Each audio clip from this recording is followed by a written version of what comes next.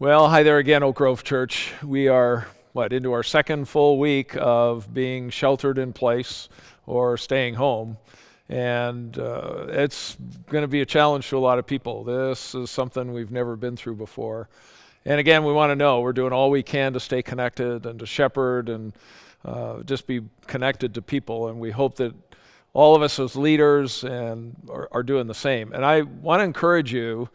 One of the dangers here, especially if you're single or by yourself, it's easy to get isolated and, nobody's calling me. And I encourage you to take the initiative to call someone else. We all would love for people to call us, and yet this is a really distracting time, and I think it's hard for people to know what to do, whether they're intruding on someone else.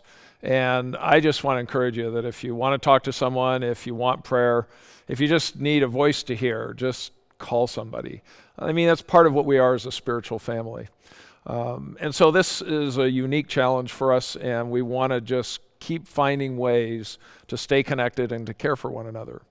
But as I was thinking about this, as we face more challenges, whether it's work or relationships or just being isolated from our spiritual family, there are new opportunities. And one of the things I was thinking about this week is something maybe a little bit different than what we would normally think. And it actually comes from an event in Jesus' life, and I just want to remind you of it and maybe give you some ideas.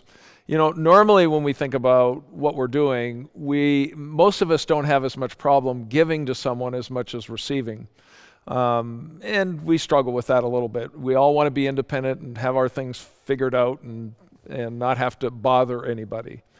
But if you remember Jesus, when he was going through Samaria, he had just finished doing some ministry and he'd moved out of the area that he was working in, and he left Judea and was heading back to Galilee, and he cut through Samaria.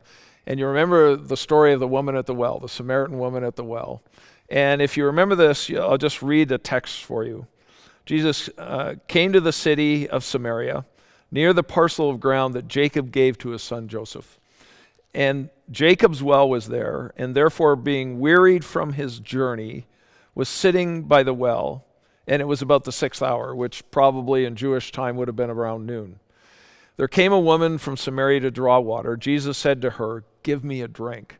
Now, Jesus had already sent the disciples to the grocery store to buy some food because they were hungry. And it's clear from the text that he was tired. And he does something that I think is remarkable. He comes to this woman who the Jews and the Samaritans didn't get along at all. The Jews were kind of elitist and didn't associate with them.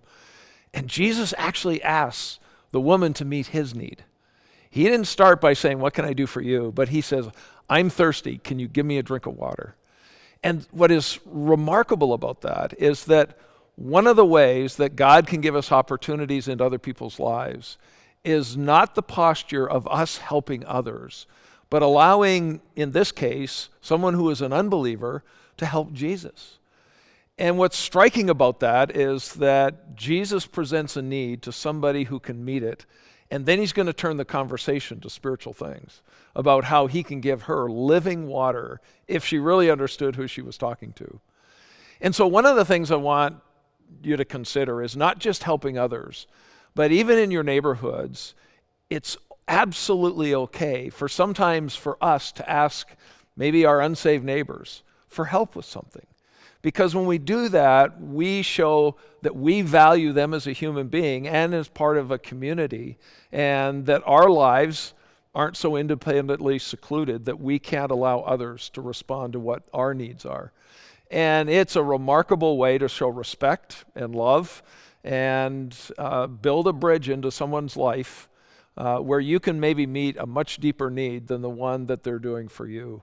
But I encourage you to consider that as you interact with your neighbors and talk with them. Don't be afraid to ask, even unbelievers, to help you at your point of need. Be creative. Think about how you can partner with things and build those bridges into the lives of your neighbors. So we hope you're doing well. We're still praying for you. We're doing all we can to connect. Still want to encourage you to let us know if you have needs and to kind of keep fueling our compassion fund. But look around, even where you're living, in order to connect with others and be the person who needs help, not always the person who's giving it. All right, God bless. We'll talk to you again.